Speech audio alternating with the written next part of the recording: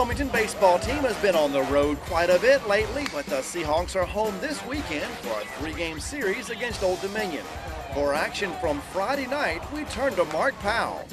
We're at Brooks Field for CAA baseball action between UNCW and Old Dominion.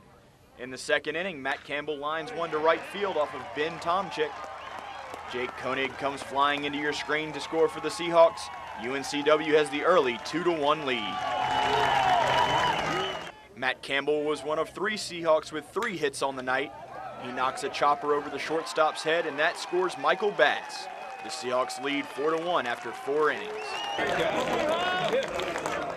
Tyler McSwain was the starting pitcher for UNCW on Friday. He gets Josh Tutwiler to strike out looking in the 6th inning. McSwain allowed 6 hits and registered 3 strikeouts in 7+ innings of work. And all is well at Brooks Field. In the bottom of the 6th, Andrew Kane bloops one to right field and it drops into the gap. Micah Jarrett and Matt Campbell score for the Seahawks. That was more than enough run support. UNCW takes the first game of the series with Old Dominion 10-4. The Seahawks were hitting on all cylinders on Friday, and they didn't let a rain delay on Saturday stop that momentum.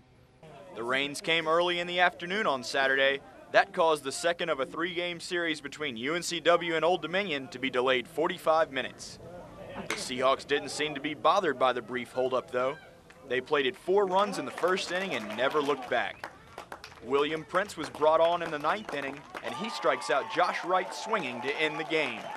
UNCW gets the series-clinching win as they take down ODU 7-3. Matt Batts got the win for the Seahawks after he put in 7 strong innings of work. It's huge for us to be able to come out in conference play and play the way we have. Taking 2 of the first 3 games, I mean, it's huge to go and win a series on Saturday. We can come out Sunday with a chance to sweep. We've just been playing so well in conference, and we just need to keep it rolling. The Seahawks up their record of 14-12 for the season, and they are 9-2 in CAA play.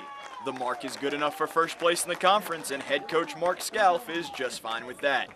You know, right now we've put ourselves in a position where we're in first place, and we want to stay in first place. And I think our guys have taken on that challenge, accepted that challenge of showing up at the ballpark every day with energy and excitement and high level of concentration, and I think it showed the last 2 days. After a slow start to the season, UNCW has picked it up offensively and defensively to get to the top of the league standings.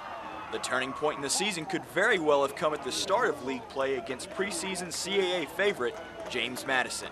Since that time, I think we've played with much better confidence, and our pitchers have assumed certain roles out of the pen and accepted those and ran with it, and and that's been a plus for us too.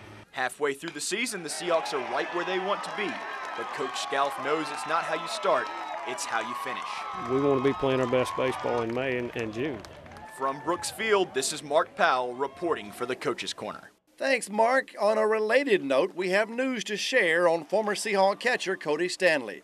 The 4th-round draft pick of the St. Louis Cardinals 2 years ago recently tested positive for banned substances. In fact, Stanley has received a 50-game suspension for violating Major League Baseball's minor league drug program.